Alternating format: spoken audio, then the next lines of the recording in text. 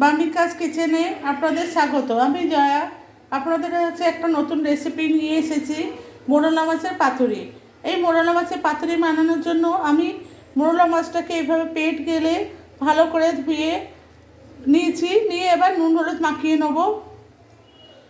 এর মধ্যে একটা পেঁয়াজ কুচো করে আমি দিয়ে দিয়েছি, আর হলুদ নুনও দিয়েছি। এবার দিয়ে দেবো এর মধ্যে একটু টমেটো, একটুখানি লঙ্কা বাটা, একটু রসুন বাটা,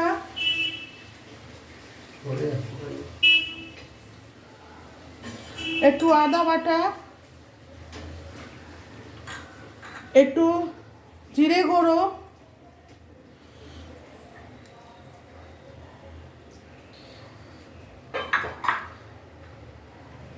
একটু পেঁয়াজ বাটা,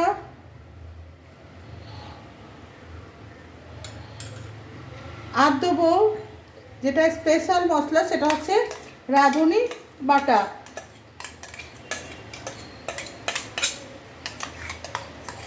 রাঁধুনি আর কাঁচা লঙ্কা আমি এর মধ্যে একটু বেটে নিয়েছি, আবার কাঁচা লঙ্কা আলাদাও দিয়েছি।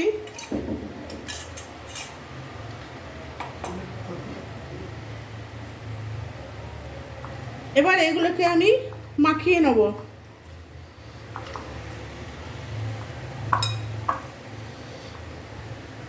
আমি একটুখানি ধনেপাতা দিয়ে দিলাম, আর একটু দিয়ে দেবো কাঁচা সর্ষের তেল। বন্ধুরা, আপনাদের যদি এই রেসিপিটা ভালো লাগে তাহলে শেয়ার করবেন, কমেন্টস করবেন এবং বেল আইকনটা প্রেস করে আমার পাশে থাকবেন। আমার চ্যানেলটাকে সাবস্ক্রাইবও করবেন। এবার আমি এটাকে এইভাবে পুরো মাখিয়ে নিলাম। একটুখানি টক দই দিয়ে দিয়েছি এর মধ্যে, দিয়ে এটাকে আমি মিশিয়ে নিচ্ছি।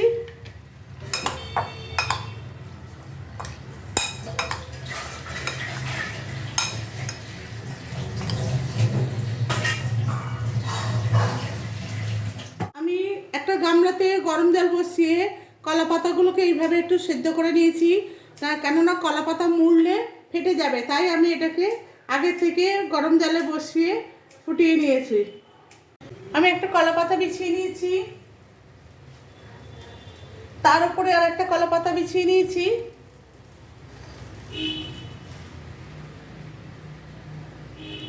কলা পাতাগুলো একটু সিদ্ধ করে নিলে নরম হয়ে যায়।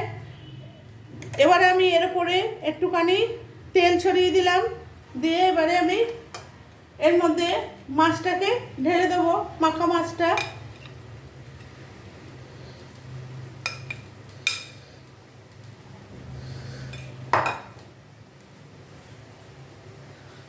দিয়ে এবারে আমি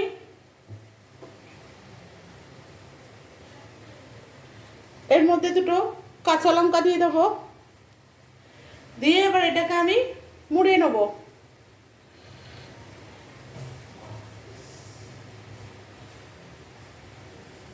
এভাবে মুড়ে নেব।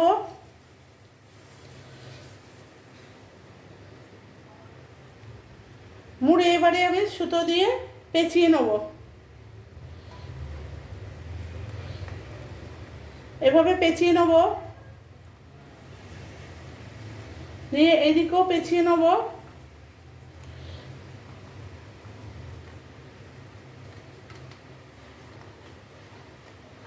দিয়ে এবারে আমি এটাকে গিট মেরে নেব।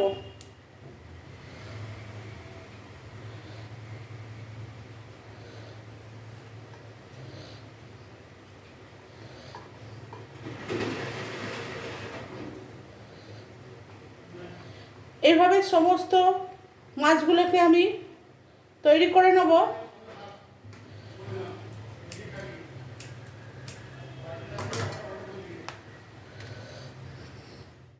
ওভেনে একটা কড়াই বসিয়ে দিয়েছি, কড়াইতে আমি কিছুটা তেল দিয়ে দেবো।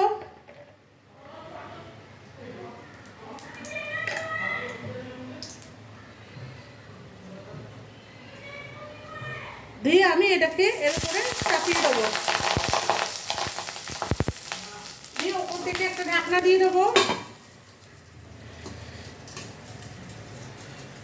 এবার এটাকে 2-3 মিনিট ধরে আমি হতে দেবো। 2-3 মিনিট হয়ে গেছে, আমি এবার এটাকে উল্টে দেবো।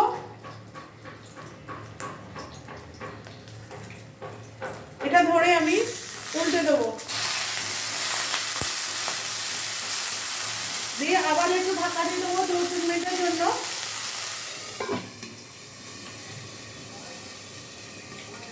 আঁচটাকে একদম লো ফ্লেমে রেখেছি। আমি এটাকে আরেকবার উল্টে দেবো।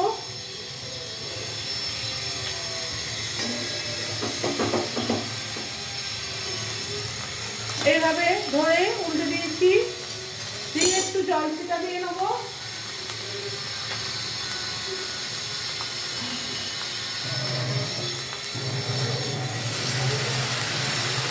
অল্প একটু জল ছিটা দিয়ে দেবো, দিয়ে এবার এটাকে ঢেকে দেবো। আবার ঢাকনাটা খুলে দেবো, দিয়ে আমার রেসিপিটা তৈরি হয়ে গেছে। এবার সার্ভ করার জন্য আমি এটাকে সার্ভ করে দিয়েছি। বন্ধুরা, আপনাদের যদি এই রেসিপিটা ভালো লাগে তাহলে আমার চ্যানেলটাকে অতি অবশ্যই সাবস্ক্রাইব করবেন, পাশে থাকা বেল আইকনটা প্রেস করবেন, যাতে আমি যে রেসিপি বানাবো সেটা সবার প্রথমে আপনাদের কাছে যায়, এবং একটা কমেন্টস করে আমার পাশে থাকবেন। ভিডিওটা শেষ পর্যন্ত দেখার জন্য আমি আন্তরিকভাবে ধন্যবাদ জানাচ্ছি।